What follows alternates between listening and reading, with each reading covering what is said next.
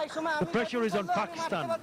Delivery cannot turn out to be a wicket-taking delivery.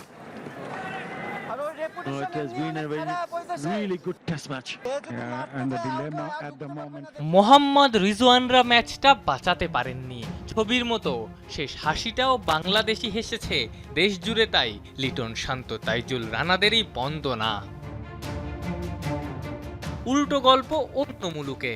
Mirpur টেস্টে 104 রানে হেরে প্রথম বাংলাদেশের মাঠে বাংলাদেশের বিপক্ষে টেস্ট হারল পাকিস্তান।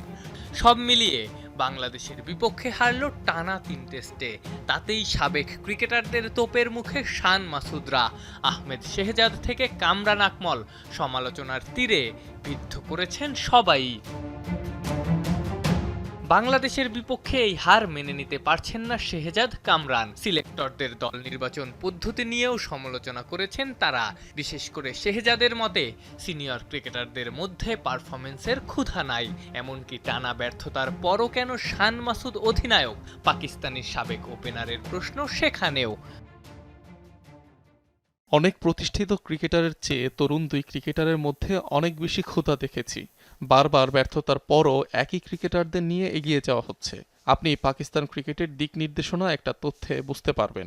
একটা টেস্ট চ্যাম্পিয়নশিপ সার্কেলে নবম ও অন্যটায় সপ্তম হওয়ার পরও শান মাসুদ অধিনায়ক। পাকিস্তান ক্রিকেট এভাবেই চলছে। কামরান আকমল আবার এক ধাপ এগিয়ে।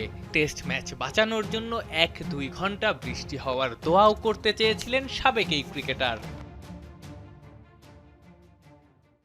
আমি টেস্ট ম্যাচ তো আর বাঁচাতে পারবো না, কিন্তু গতকাল আমি বলেছিলাম যে দোয়া করো যেন 1-2 ঘন্টা বৃষ্টি হয়, তাহলে এই টেস্ট ম্যাচ বেঁচে যাবে। কেননা চতুর্থ ইনিংসে 70 ওভার ব্যাট করা এতটাও সহজ কাজ নয়। কিন্তু এখানে বলা হচ্ছিল যে আমরা চেজ করব, বড় ইনিংস খেলবো। এটা তাদের মুখেই মানায় যারা নিয়মিত পারফর্ম করে। মাঠ সবকিছুই দেখিয়ে দেয়। তবে তাদের মুখে ঝরেছে নাহিদ রানাদের নিয়ে প্রশংসা, পাশাপাশি মুগ্ধ করেছে নাজমুল হোসেন শান্তর অধিনায়কত্ব। আফনান পিয়াল, যমুনা স্পোর্টস।